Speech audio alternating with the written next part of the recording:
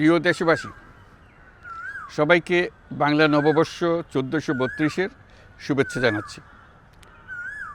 শুভ নববর্ষ। পহেলা বৈশাখ আমাদের প্রাণের উৎসব, বাঙালির সার্বজনীন উৎসব। পুরো পৃথিবীতে যেখানে যেখানে বাঙালিরা আছেন, আজ আমাদের সবার আনন্দের দিন, বর্ষবরণের দিন। বাংলা সাল গণনা শুরু হয়েছিল কৃষিকাজের সুবিধার জন্য, ফসলি সন হিসেবে। এখনও এদেশের কৃষকরা বাংলা তারিখের হিসেবেই বীজ বোনেন, ফসল তোলেন। বাংলা নববর্ষের এক অবিচ্ছেদ্য অংশ হালখাতা। এখনকার আধুনিক সময়েও এখনও এই হালখাতার ঐতিহ্যকে ধরে রেখেছেন বাংলাদেশের হাটে বাজারে, শহরে বন্দরে।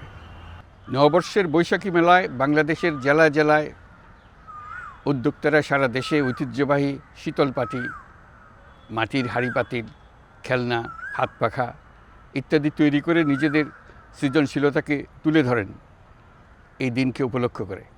বাংলাদেশের সংস্কৃতি ও ঐতিহ্য রক্ষায় এবং একে এগিয়ে নিয়ে যেতে আমাদের সবাইকে সক্রিয় ভূমিকা রাখার জন্য অনুরোধ জানাচ্ছি।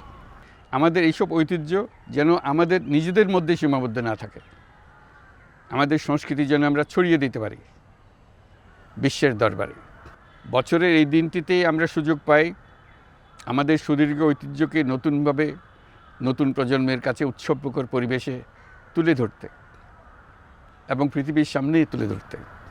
পাহাড় ও সমতলের বিভিন্ন জাতিগোষ্ঠীও চৈত্র সংক্রান্তি ও নববর্ষে এবার বড় পরিসরে উৎসব উদযাপন করছে। পহেলা বৈশাখ সম্প্রীতির দিন, মহামিলনের দিন, আজ সবাইকে আপন করে নেওয়ার দিন। এবারের নববর্ষ নতুন বাংলাদেশের প্রথম নববর্ষ। আসুন আমরা বিগত বছরগুলোর গ্লানি, দুঃখ বেদনা, অসুন্দর ও অশুভকে ভুলে গিয়ে নতুন প্রত্যয়ে, নতুন উদ্যমে সামনের দিকে এগিয়ে চলুন নতুন বাংলাদেশ গড়ে তুলি। 24-এর গণ অভ্যুত্থান আমাদের সামনে বৈষম্যহীন বাংলাদেশ গড়ে তোলার সুযোগ এনে দিয়েছে। এই সুযোগ যেন আমরা না হারাই। বৈষম্যহীন বাংলাদেশ গড়াই হোক এবছর নববর্ষের আমাদের অঙ্গীকার। আমি নববর্ষের সকল আয়োজন ও উদ্যোগের সাফল্য কামনা করছি। নববর্ষ 1432 আমাদের সবার জন্য শুভদিনের সূচনা করুক। নববর্ষ আমাদের সকলের জন্য নতুন ও গভীর আনন্দের উন্মোচন করুক, এই কামনা করছি।